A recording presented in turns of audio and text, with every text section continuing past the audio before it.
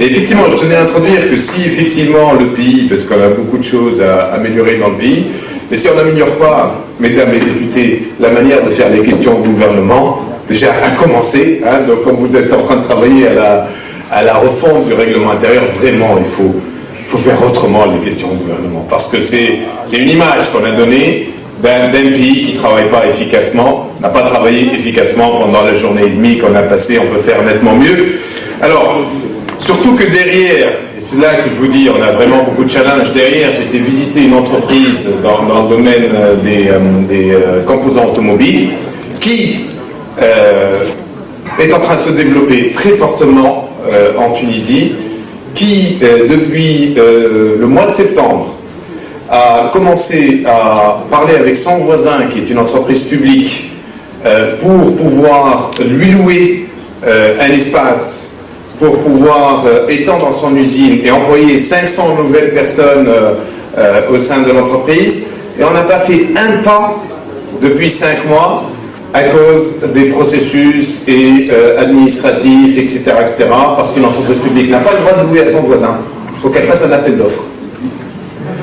Et donc, voilà, à moins qu'on l'autorise, que le ministre autorise, que le Premier ministre autorise, etc. Donc, en fait, il faut se rendre compte que clairement, si on en arrive à effectivement une impatience globale dans notre pays, c'est qu'on ne va pas assez vite par rapport à l'enjeu.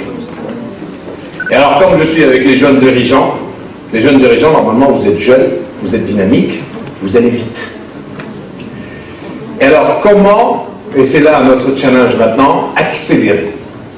Comment en 2016 va devenir l'année de l'accélération? C'est un enjeu vital. On a beau dire qu'on a fait des choses en 2015, etc., c'est largement pas suffisant. Le rythme est trop lent à tous les niveaux. Évidemment, il est lent au niveau de l'administration. La question, c'est que pourquoi? C'est une question de texte, mais les textes changent. C'est pas un problème, les textes changent. Bien sûr, nos amis à l'ARP ont travaillé jour et nuit, mais ils vont avoir plus de moyens avec les attachés parlementaires, etc., pour suivre aussi le rythme, mais aussi les mentalités et la culture de la responsabilité. Et là, justement, cette alerte qu'on a eue très forte va nous donner l'occasion de responsabiliser les responsables au niveau local et au niveau central.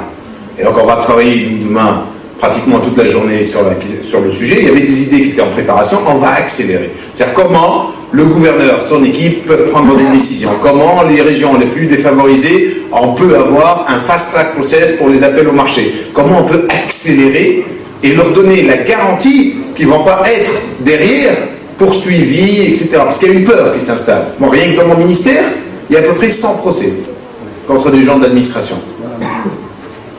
Et donc, en fait, les gens ont peur. Quand ils ont peur, en fait, ils prennent plus de temps pour décider. Ils s'assurent, alors, pourvu que le texte soit un peu gris sur une notion donnée, ils vont prendre beaucoup plus de temps avant de prendre la décision et d'aller de l'avant. Donc, notre enjeu, aujourd'hui, et on va vraiment travailler là-dessus sur les quelques mois à venir, et c'est un enjeu vraiment, je le ressens comme étant, ça passe ou ça casse, hein, en quelque sorte. Accélération. Donc j'espère, et on aura, je pense, le support de nos députés dans ce sens, mais on va avoir besoin de votre support. Là, par exemple, pour la première fois, pour le code d'investissement, on va aller vendredi prochain dans la commission des finances avec les décrets d'application prêts. Donc on a profité du délai que l'Assemblée a envoyé à l'Assemblée début novembre, le temps que ça rentre dans le pipe et que ça commence, on a fait les décrets d'application. Ça aussi, c'est une volonté d'accélération. Parce qu'on a voté, par exemple, ils ont voté la loi sur le PPP, les décrets ne sont toujours pas prêts. Ils ont voté la loi sur les énergies renouvelables, les décrets ne sont pas prêts. Et donc, en vrai, entre le moment où le gouvernement prépare des lois, les envoie à l'Assemblée, que l'Assemblée ait le temps de les traiter, l'Assemblée les approuve, l'approbation des lois, ensuite on passe 6 mois, 1 an pour avoir le décret d'application. Donc, en fait, entre l'expression du besoin ou la décision politique et la mise en application, il peut se passer 1 année et demie. Ça, c'est plus supportable en Tunisie. Les décrets d'application, on a retravaillé dessus avec l'UTICA, avec les chambres de commerce, etc., etc. Mais aujourd'hui, on a quelque chose de prêt et on a besoin, évidemment, on continuera à avoir besoin d'input des uns et des autres. Et là, le CJD, attendez que vous restructurez, peut jouer un rôle assez important. Un des exemples on a une chasse aux autorisations. Donc on va mettre une unité qui va travailler pendant une année à éliminer tout ce qui n'est pas utile en termes d'autorisation.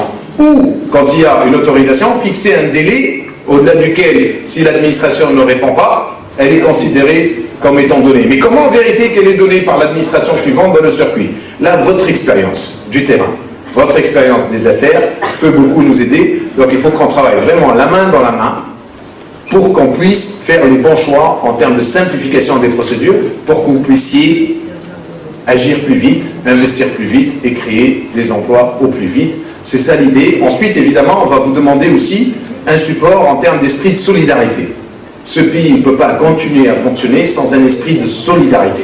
Solidarité, bien sûr, au niveau de la répartition des richesses, la répartition des investissements entre les régions. Les incitations vont être très orientées sur, effectivement, un équilibrage et un encouragement pour que le développement régional se réalise réellement sur les 5 ans à venir. Et là aussi, on va travailler ensemble avec le bon état d'esprit. Beaucoup de choses. Malheureusement, je ne dispose pas de beaucoup de temps pour développer plus, mais on aura une occasion, j'espère, avec vos équipes, que ce soit dans les bouts de travail ou dans des réunions plus larges, pour rentrer beaucoup plus dans le détail. Et je me ferai un plaisir de revenir auprès de vous. Merci beaucoup. J'espère que cette nouvelle équipe va réussir à contribuer à faire réussir la Tunisie. Merci beaucoup.